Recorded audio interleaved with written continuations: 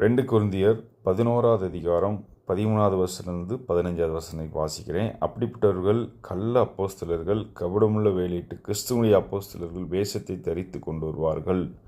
அது ஆச்சரியமல்ல, சாத்தானும் ஒளியின் தூதனுடைய வேஷத்தை தரித்து கொள்வான். ஆகையால் அவனுடைய ஊழியக்காரரும் நீதியின் ஊழியக்காரருடைய வேஷத்தை தரித்து கொண்டால் அது ஆச்சரியமில்லை, அவர்கள் முடிவு கிரியில் தக்கதாக இருக்கும். ஆண்டவர் என்ன சொல்கிறார் பாருங்க. இன்றைக்கி கடைசி காலத்தில் கடைசி வினாடிக்குள்ளே நம்ம இருக்கோம். இன்றைக்கி யூடியூப்லேயும் சரி, சபையிலையும் சரி, நிறையா ஊழியக்காரர்கள் கள்ளப்போதர்கள் எழுப்பி நிற்காங்க. யார் கள்ளப்போதர்கள் அப்படின்னு நீங்கள் கண்டுபிடிக்க முடியும்னா, முதலாவது நீங்கள் பைபிளை நல்லா படிக்கணும். வேதத்தை நீங்கள் படித்தா மட்டும்தான் யார் சத்தியத்தின்படி சொல்கிறா, யார் சத்தியம் இல்லாதபடி சொல்கிறான்னு நீங்கள் புரிந்து கொள்ள முடியும்.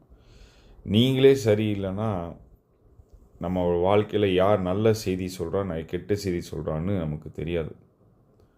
உதாரணத்துக்கு ஒரு லெட்டர் நம்மக்கிட்ட கொடுத்து இதை படித்து இது எந்த ஊருக்கு போகணும் அப்படின்னு அது லெட்டரில் எழுதியிருக்கு அப்படின்னு சொல்லி இப்போ ஒருத்தர்கிட்ட கொடுத்து படித்து சொல்லுங்கன்னா, அவர் தவறாக நீங்கள் கோயம்புத்தூர் போகிறதுக்கு பதிலாக அதில் திருப்பூருக்கு போகணும்னு போட்டிருக்குன்னு சொல்லி சொன்னீங்கன்னா நீங்கள் தவறான பாதையில் போயிடுவீங்க.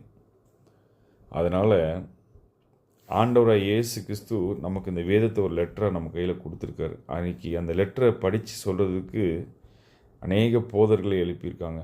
அதில் நல்லவங்களும் இருப்பாங்க, கெட்டவங்களும் இருப்பாங்க.